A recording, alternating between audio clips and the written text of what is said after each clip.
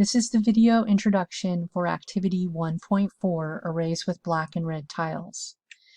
In this activity, we'll learn to model rectangular arrays with black and red tiles and determine their net value. We'll explore flipping rows and columns and see what happens to the net value of our arrays. We'll learn how to use edge pieces and edge sets to keep track, and we'll learn about minimal arrays, minimal collections, and the empty array. We'll use black and red tiles and black and red edge pieces. A rectangular array is a rectangular arrangement of any size of numbers or objects. On the left, we have a 2 by 3 array, 2 rows and 3 columns with just numbers. On the right, we have a 3 by 5 array, 3 rows and 5 columns of black tiles. Edge pieces are thin pieces of black or red tile that we use to mark our edge dimensions. They have length but not height. A black edge piece indicates that the tile for that row or column has not been flipped or has been flipped twice. We'll see this in context. A red edge piece means that the tile has been flipped once. Edge pieces are just designed to help us keep track of flipping in dimensions, and they're not included in the net value of an array. When we look at the edge set is the set of edge pieces. They have net values. The net value of a black edge piece in an edge set is +1, and the net value of a red edge piece in an edge set is -1. Here's an example. Edge set 1 on the left has 2 black and 1 red tile and a net value of +1. Edge set 2 on the top has 3 black and 2 red tiles and a net value of +1. The array has 8 black and 7 red tiles and a net value of +1 for this example.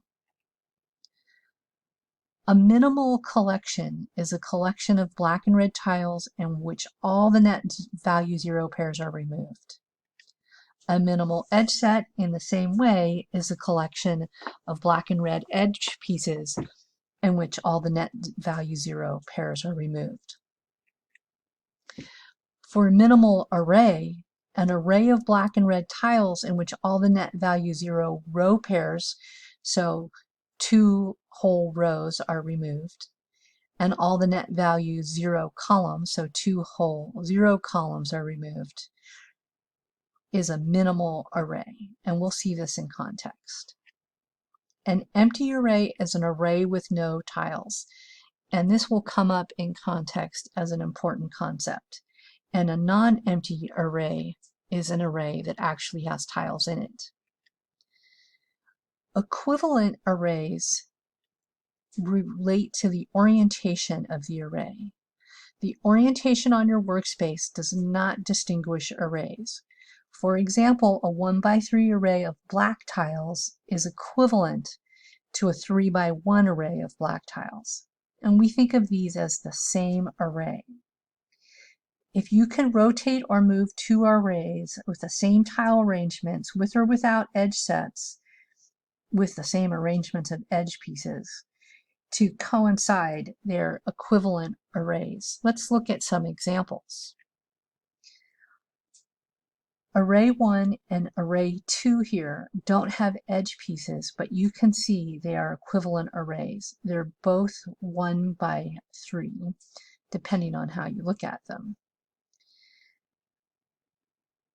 Arrays 2 and 4 have edge pieces, and you can see that they are also equivalent arrays.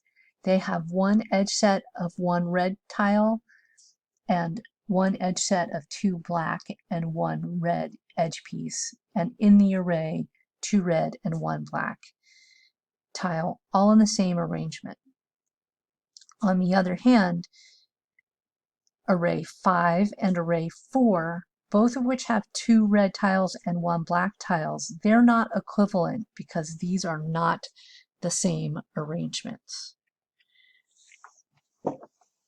I hope you find this introduction helpful and you'll learn more about arrays when you work on activity 1.4.